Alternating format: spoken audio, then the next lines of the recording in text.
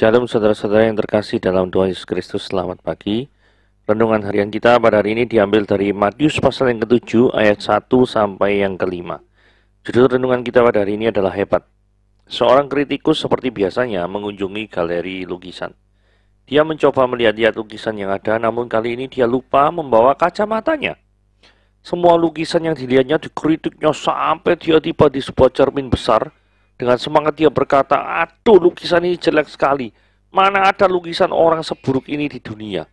Semua orang yang mendengarnya tertawa karena dia tidak sadar bahwa dia sedang mengkritik dirinya sendiri. Firman Tuhan menasihatkan kepada kita agar kita lebih dahulu mengkoreksi diri sendiri sebelum kita membantu orang lain untuk mengerti kelemahannya. Terlalu mudah memang untuk mengkritik dan melihat kelemahan orang lain. Yesus ingin murid-muridnya selalu membereskan diri terlebih dahulu untuk dapat melayani orang lain. Balok yang ada di mata kita dapat membuat kita tidak jelas memandang orang lain, bukan? Kita bisa salah menilai orang lain juga, dan hasilnya akan fatal sekali. Kita sibuk untuk memikirkan orang lain tanpa memandang kita punya kelemahan yang besar.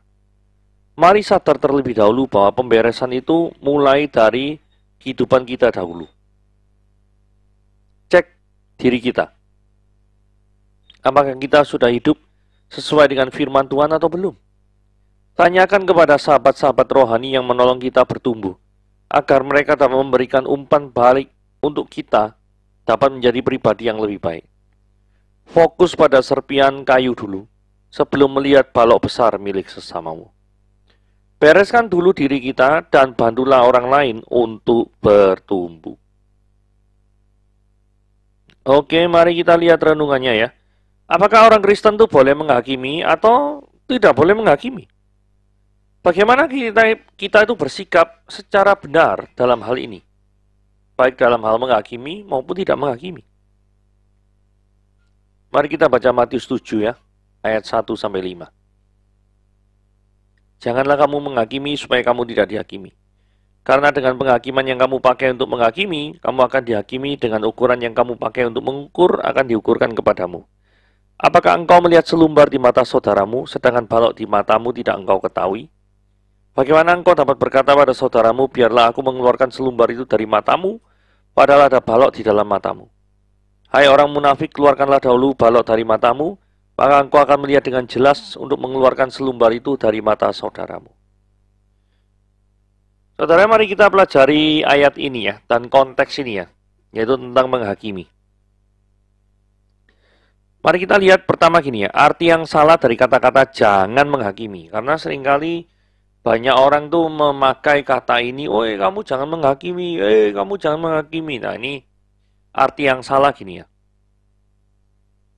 Yesus melarang adanya pengadilan. Gak mungkin ini ya. Penafsiran ini jelas-jelas salah karena bertentangan dengan bagian-bagian kitab suci di bawah ini. Contoh, di Keluaran 18 ayat 13-26, di mana Musa dan sejumlah orang itu menjadi hakim. Terus dalam 1 Raja-Raja 3 ayat 16-28, di mana Salomo itu juga jadi hakim. Terus pemberian undang-undang untuk pengadilan seperti dalam Keluaran 21 ayat 12 dan seterusnya.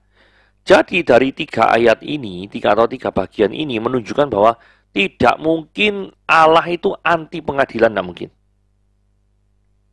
Jadi artinya jangan menghakimi tidak boleh diterapkan atau tidak boleh dimengerti dalam pengertian konteks, oh ternyata kalau tidak ada penghakiman, jangan menghakimi, ya jangan ada pengadilan dong.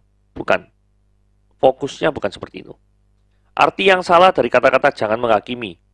Bagian 2.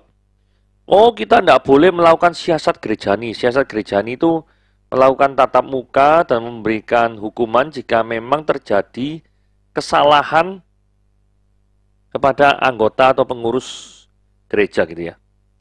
Nah, zaman sekarang ini kita mungkin sudah tidak lagi pernah mendengar tentang adanya gereja yang menjalankan siasat gerejani. Dengan kata-kata jangan menghakimi, ini sering dipakai oleh pendeta atau majelis untuk tidak melakukan siasat gerejani. Tapi ini jelas merupakan penggunaan yang salah, karena bertentangan dengan ayat Matius pasal yang ke-18, ayat 15 sampai yang ke-17. Bunyinya seperti ini. Apabila saudaramu berbuat dosa, tegurlah dia di bawah 4 mata.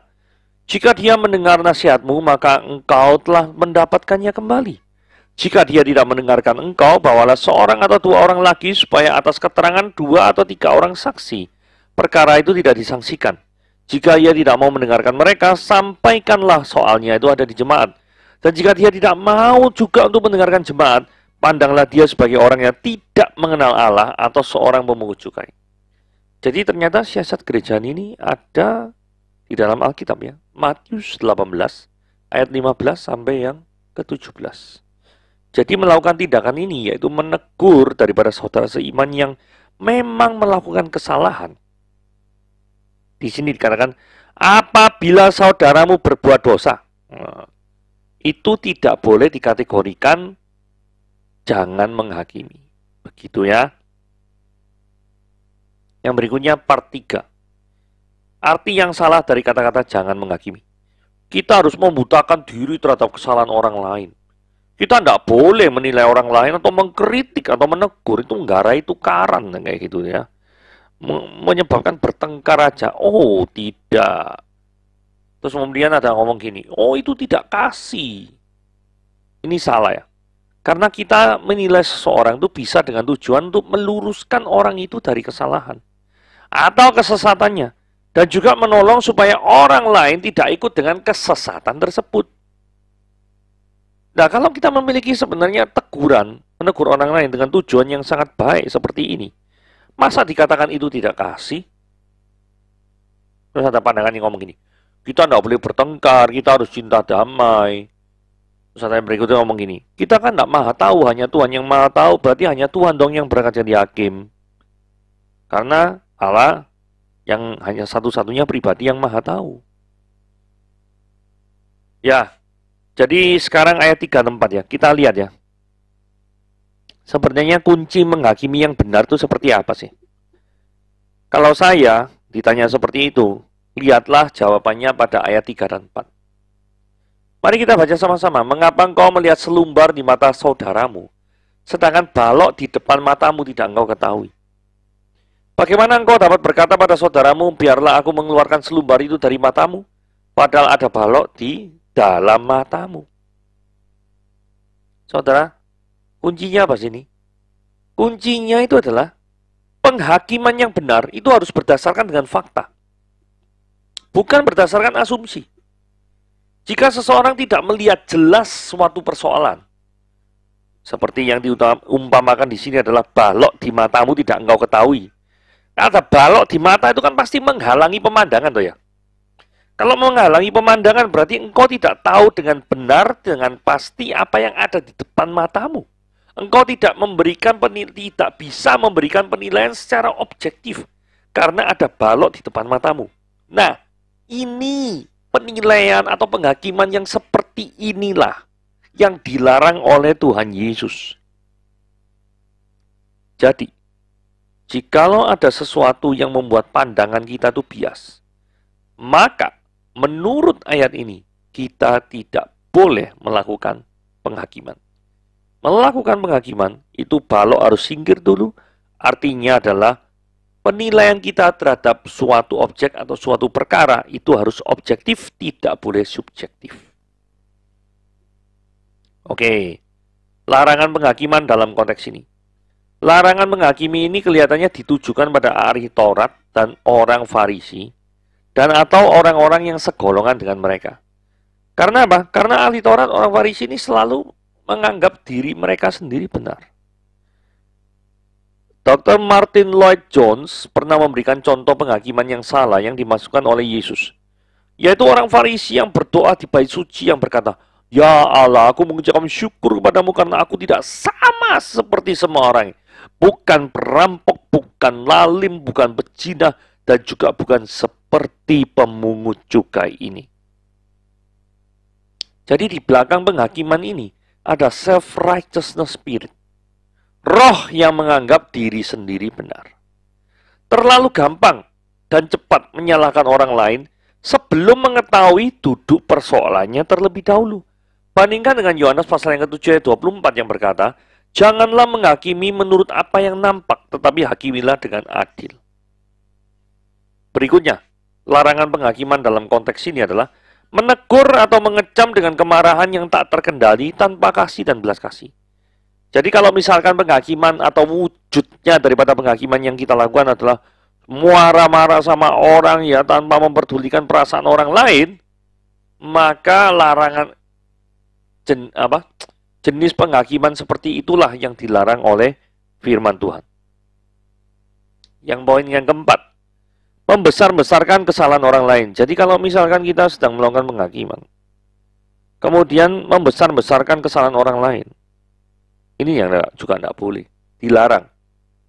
Atau yang kelima, mempunyai sikap hypercritical atau terlalu kritis dan biasanya itu selalu cari-cari kesalahan orang dan merasa senang saat bisa menemukan dan mengecam kesalahan orang lain.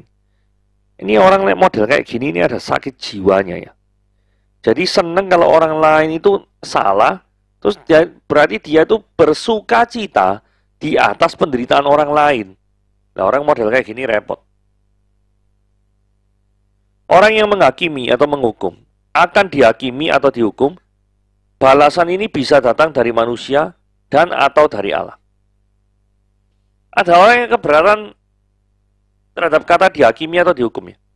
Karena mereka berpendapat gini, loh orang Kristen kan tidak bisa dihakimi. Orang Kristen tidak bisa dihukum. Ya memang ada ayatnya ya, kalau kita sudah dalam Tuhan, Roma 8 ayat 1 itu dikatakan kita sudah bebas dari hukuman. Cuma ini bisa dijawab versinya Martin Lloyd Jones yang mengatakan bahwa ada 3 macam penghakiman yang dari Allah kepada kita. Penghakiman akhir zaman yang menentukan kita masuk surga atau neraka. Ini orang Kristen pasti lulus. Penebusan Kristuslah yang membuat mereka pasti diampuni dan masuk surga. Bukan karena kebaikan daripada orang Kristen, bukan. Tapi mereka percaya terhadap penebusan Kristus. Sehingga membuat mereka itu pasti diampuni dan masuk surga. Tapi masih ada 2 penghakiman lain yang mengaruhi orang Kristen, yaitu apa? Penghakiman atau penghukuman dalam arti mengajar. Ibrani 12 ayat 5-11.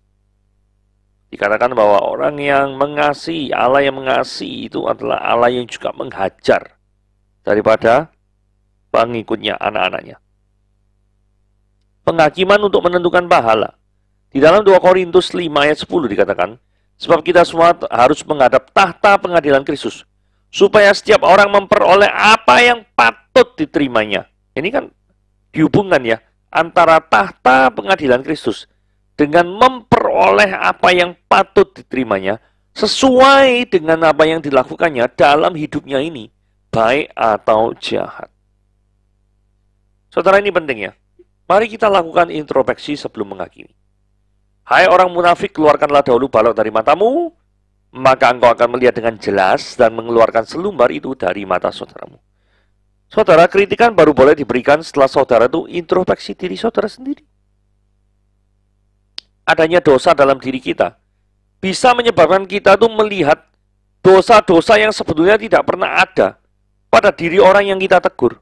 Misalnya, kalau saudara tuh benci atau sentimen sama orang lain gitu ya, maka segala sesuatu yang orang itu lakukan, maka pasti saudara tuh benci. Dan saudara rasakan itu ada sesuatu yang salah. Hanya karena saudara tidak senang sama orang itu. Saudara harus membereskan dosa saudara ini dulu.